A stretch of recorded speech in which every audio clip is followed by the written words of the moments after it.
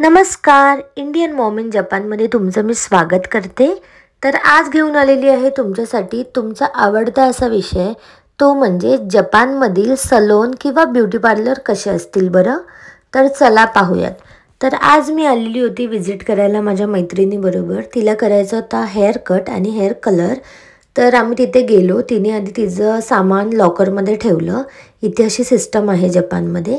त्यानंतर तिने डिस्कस केलं की तिला कोणता कलर करायचा आहे, कसा लुक हवा आहे. ते एक 5-10 मिनटं डिस्कस केल्यावर तुम्हाला दिसत असेल समोर टॅब ठेवलं होतं व्हाईट कलरचं टेबलवरती. तर प्रत्येक क्लायंटला एक असं टॅब दिलं जातं, जे की जेवढा वेळ क्लायंट तिकडे असतो ना, तर तो बोर होऊ नये किंवा तो कुठेतरी बिझी राहावा, जेणेकरून जे बार्बर्स आहेत ते आपलं काम करू शकतील. सो अशी इथे या सलूनमध्ये फॅसिलिटी होती. त्यानंतर त्यांनी हेअरकट करायला स्टार्ट केला. तुम्ही बघू शकता की आम्ही हेअरकट जो आहे तो एक्सप्लेन केला होता त्याला प्रॉपर.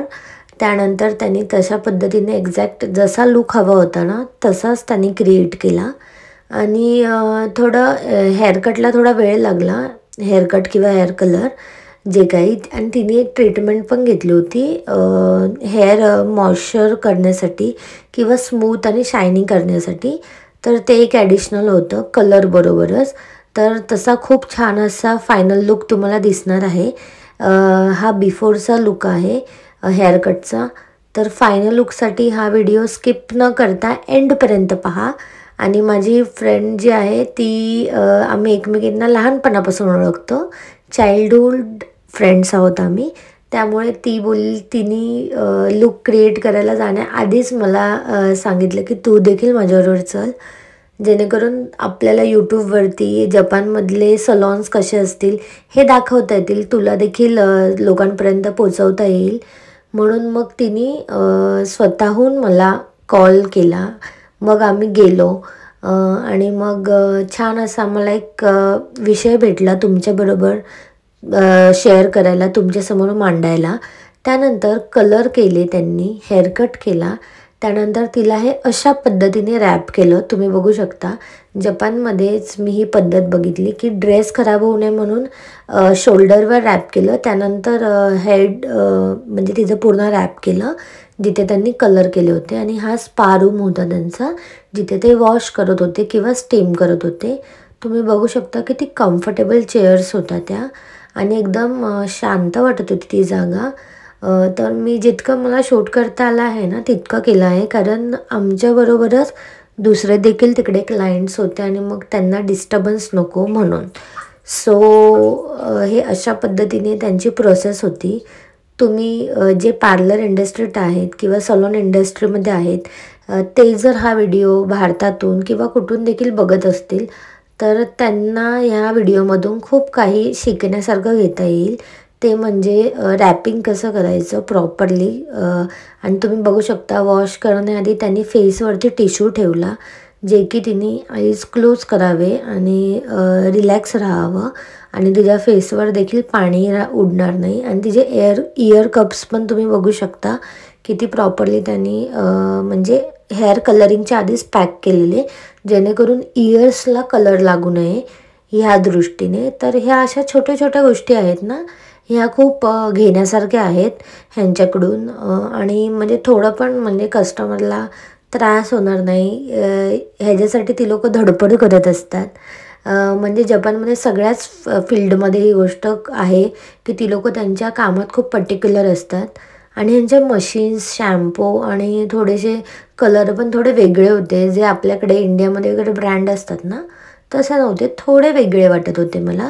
आणि हे अशा प्रकारे पूर्ण सलून होते. तुम्ही बघू शकता क्लायंट्स होते तिथे ऑलरेडी आणि मला थोडंफार असं शूट करता आलं. त्यानंतर हेअर वॉश घेतल्यानंतर हा लुक असा दिसत होता. तर आता तो परत एकदा एक फिनिशिंग म्हणून हेअरकट करत होता. त्यानंतर त्यांनी हेअर ड्राय करायला स्टार्ट केले, तुम्ही बघू शकता. आणि त्यानंतर हळूहळू लुक जो आहे ना तो इन्हान्स व्हायला स्टार्ट झाला म्हणजे कस्टमरचा. तुम्ही बघू शकता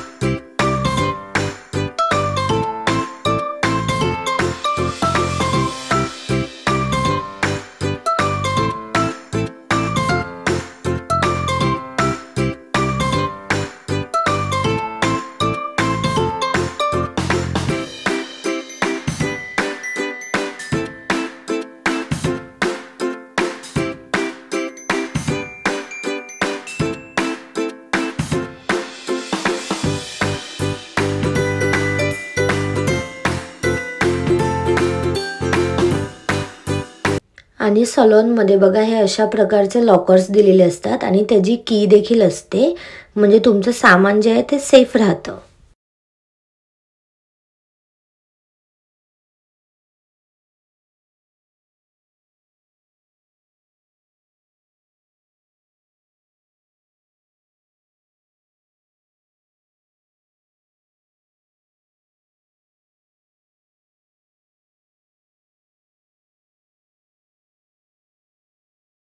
ही एक गोष्ट मला खूप आवडली जपानच्या सलॉनमध्ये, की क्लायंटला सोडायला ती लोकं बाहेर येतात, गेट ओपन करतात आणि प्रॉपरली त्यांच्या स्टाईलमध्ये बो करतात. आणि ही खूप छान वाटली मला गोष्ट, म्हणून म्हटलं की तुमच्याबरोबर शेअर करावी. आणि तुम्हाला कसा वाटला हा व्हिडिओ ते नक्की मला कमेंटमध्ये सांगा. आणि तुम्हाला अशा प्रकारचे व्हिडिओ पाहायला आवडतील का हे देखील. तर धन्यवाद तुम्ही हा व्हिडिओ पूर्ण पाहिल्याबद्दल. कसा वाटला तुम्हाला माझ्या मैत्रिणीचा लूक, आणि ती देखील महाराष्ट्रीयनच आहे. सो तिच्या खातर की आपण हा देखील विषय मांडूयात लोकांसमोर, म्हणून हा व्हिडिओ मी बनवलेला आहे. आय होप तुम्हाला आवडला असेल. आवडला असेल तर व्हिडिओला शेअर नक्की करा, लाईक करा, कमेंट करा.